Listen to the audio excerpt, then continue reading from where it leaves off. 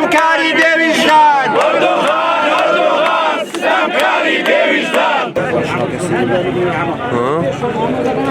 وإشارات دادين أما دمي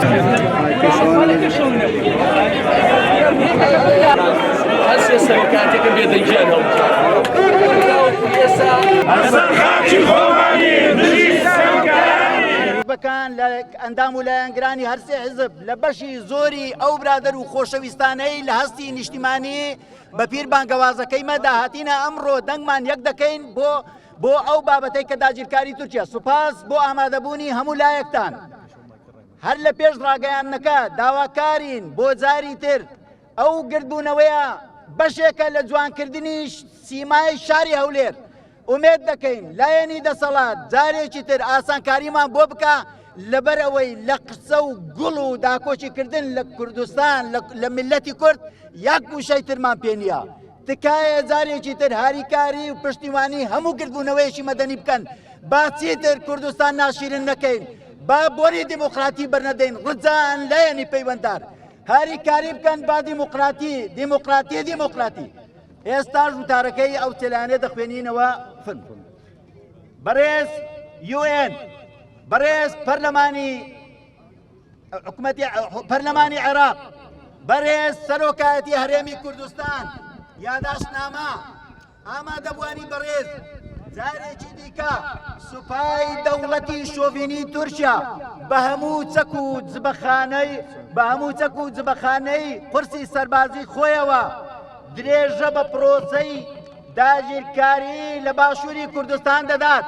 لەم چوارچێوەیەشدا ماوەی چەند ڕۆژێکە لە دەڤەری ئامێدی و گوندەکانی نێروە و ڕێکان، هەروەها زنجیرە چیاکانی مەتینا و ئاڤاشین لە دژی گەریلاکانی پارتی کرێکانی کوردستان پەکەکە لە ڕێگای تۆپخانە و فڕۆکە جەنجەکانەوە هێرشێکی چڕ و پڕی ئەو دەڤەرانەی دەست پێ کردووە و دەیەوێ هێزی سەربازی خۆی لێ جێگیر بکات. لە ئەنجامی ئەو هێرش و پەلامارەی دەوڵەتی تورکیا جگەلەوەی چەندین شوێنی لە سنوورەکانی دەڤەری دهۆک داگیر کردووە. هاوکات ترس و دڵڕاوکێشی خستۆتە ناو دانیشتوانی ئەو دەڤەرە و تەنانەت قوربانیشی لێکەوتۆتەوە. لێژنەی هەماهەنگی چەپی کوردستان جگەلەوەی زۆر بەتوندی هێرش و پەلامارەکانی سوپای شۆڤینی تورکیا و پرۆسەی داگیرکاری لە باکووری لە خاچی باشووری کوردستان شەرمەزار و ڕیسوا دەکات. هەروەها کاردانەوەی حکوومەتی هەرێمی کوردستان لە هەمبەر ئەو دەست درێژانەی سوپای تورکیا بۆ ئێمە جێی پرسیارە و دەخوازین حکوومەتی هەرێمی کوردستان بە ئەرچی مێژووی خۆی هەستێت و لە ئاستی ئەو دەست درێژیانەی تورکیا بێدەنگ و بێ هەڵوێست نەبێت.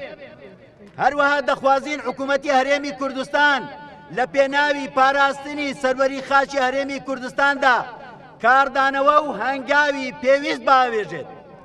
هەروەها داوا لە نەتەوەیە گرتوەکان و بڕیار بەدەستانی جیهانیش دەکەین کە بە ئەرشی سەرشانی خۆیان هەستن و لە دژی دەستێوەردانی سوپای تورکیا کە بووەتە هۆی تێکدانی ئاسایش و سەقامگیری لە ناوچەکەدا هەڵوێست وەرگێت و سنوورێک بۆ هێرش و پەلامارانی سوپای تورکیا دابنێت کە دژی هەموو پرەنسیپ و یاسا نێودەوڵەتیەکانە.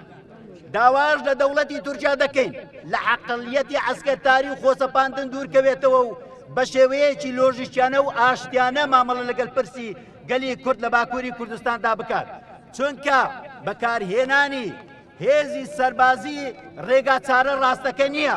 ڕێگاچارەی سەربازی نەک هەرگەلەکەمان لە خەبات و تێکۆشان سار ناکاتەوە، بەڵکو سوورتریشی دەکات لەسەر بەدەستهێنانی مافەڕەواکانی.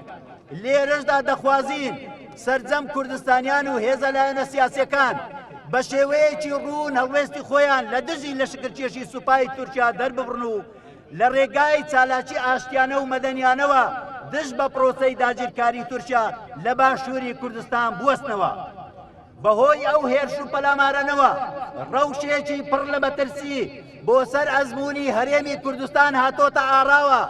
دەخوازین بە هاو پشتی و هاو هەڵوێستی نەتەوەیی دژی ئەم مەترسیانە بوەستینەوە. شەرمەزاری بۆ سوپای داگیرکەری تورک، سەرکەوتن و بەردەمامی بۆ خەباتی ڕەوای گەلەکەمان، لێژنەی کاری هاوبەشی چەپی کوردستان، حزبی شوعی کوردستان، حزبی زەحمەتکێشانی کوردستان بزوتنەوەی دیموکراتی گەلی کوردستان.